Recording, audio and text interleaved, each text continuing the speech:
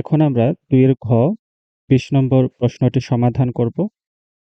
প্রশ্নে বলা হয়েছে দুটি vector a equal 4i cap plus 3j cap plus k cap এবং vector b equal 2i cap minus j cap plus 2k cap দ্বারা গঠিত vector a এবং ভেক্টর b সমতলের উপর লম্ব একক ভেক্টর নির্ণয় করো।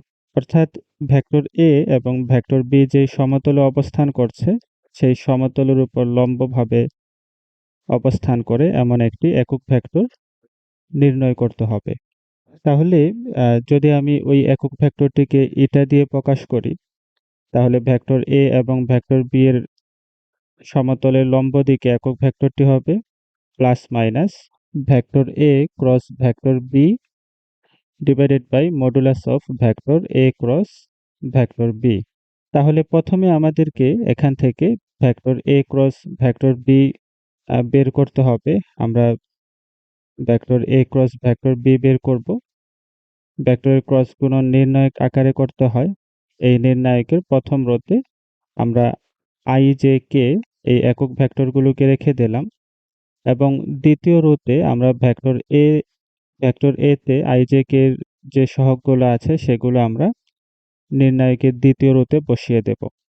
তাহলে আমরা যদি একটু তাকাই, ভেক্টর a এর i এর সহগ হচ্ছে 4, এরপর j এর সহগ 3 এবং k এর সহগ হচ্ছে 1। এগুলোকে আমরা দ্বিতীয় রোতে বসিয়ে দেব i j k একক ভেক্টরগুলোর বরাবর।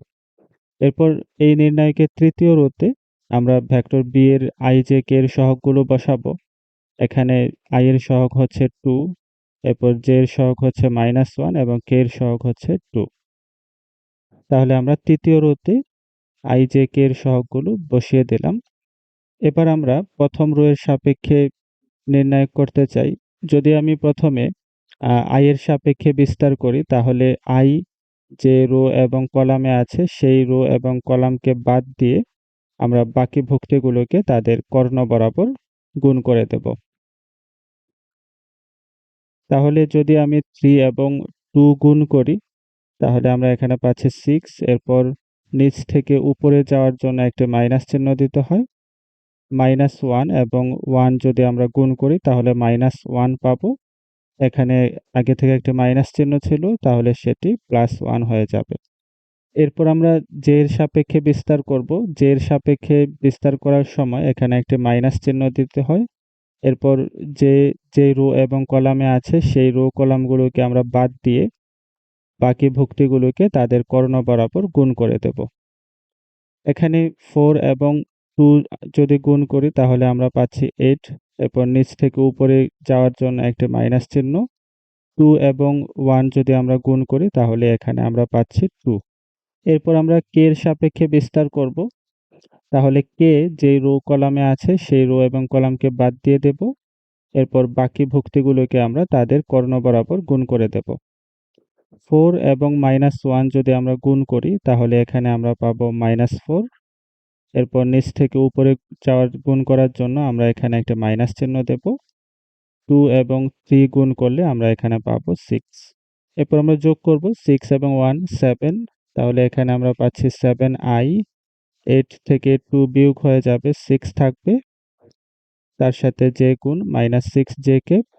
এরপরে হচ্ছে -4 এবং -6 যদি আমরা যোগ করি -10, সামনে একটি প্লাস k, তাহলে আমরা এখানে পাবো -10k।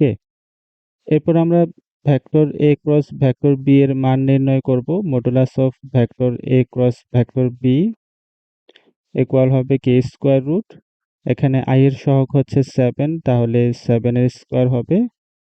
এরপর এখানে j এর সহগ হচ্ছে -6, -6 এর স্কয়ার।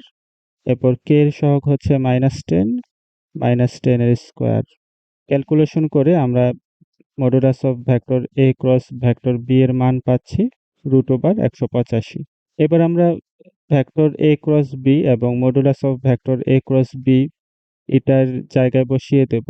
তাহলে আমরা এখানে যদি উপরে vector a cross vector b বসাই, যেটি আমরা এখানে পেয়েছিলাম, বসিয়ে দিচ্ছি 7i cap -6j cap -10k cap divided by √185। ভগ্নাংশটিকে আমরা একটু ভেঙে দিতে চাই, তাহলে 7/√185 i cap minus 6/√185 j cap minus 10/√185 k cap. তো এই হচ্ছে ভেক্টর A এবং ভেক্টর B যে সমতলে অবস্থান করছে সেই সমতলের উপর লম্ব একক ভেক্টর।